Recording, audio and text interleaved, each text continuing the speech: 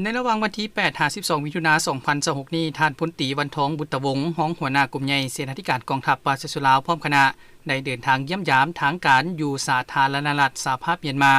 โดยการต้อนรับของทานพลเรือเอกเตียนวินผู้บัญชาการกองทัพเรือสาธารณรัฐสหภาพเมียนมาพร้อมด้วยคณะการเดินทางมาเยี่ยมยามทางการและเฮ็ดเวียกอยู่ที่กองทัพเรือสาธารณรัฐสหภาพเมียนมาในครั้งนี้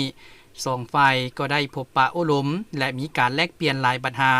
โดยเฉพาะแมนการส่งเสริมสายพัวพันหัวมือและมิตรภาพอันดีงามระหว่างกองทัพเรือสาธารณรัฐสหภาพเมียนมา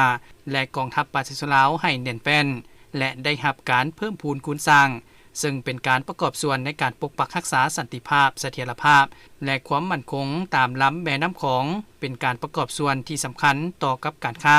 การขนส่งและการดำรงชีวิตของประชาชน2ประเทศนอกจากนี้ก็ยังเป็นการประกอบส่วนในการสกัดกั้นการค้าขายเถื่อนยาเสพติดการเข้าออกเมืองแบบผิดกฎหมายการยกย้ายถิ่นฐานภูมิลำเนาแบบสะสายตามสายแดน2ประเทศลาวเมียนมาภายหลังพบปะ2ฝ่ายคณะผู้แทนกองทัพปราชาสุลาวก็ได้เดินทางเยี่ยมยามกองบัญชาการพื้นที่กองทัพเรือเลข4กองบัญชาการเรือกองทัพเรือเลข1ศูนย์บัญชาการกองทัพเรือสาธารณรัฐสหภาพเมียนมา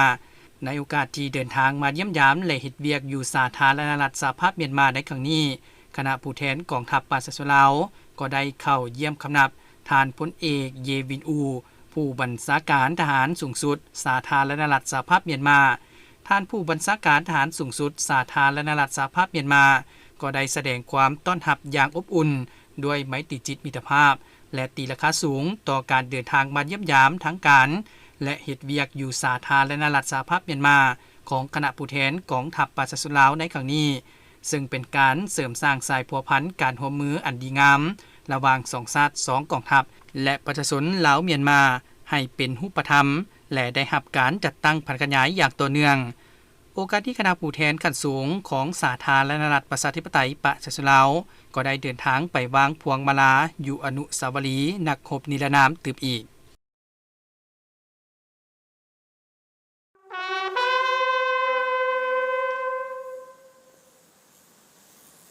少部队内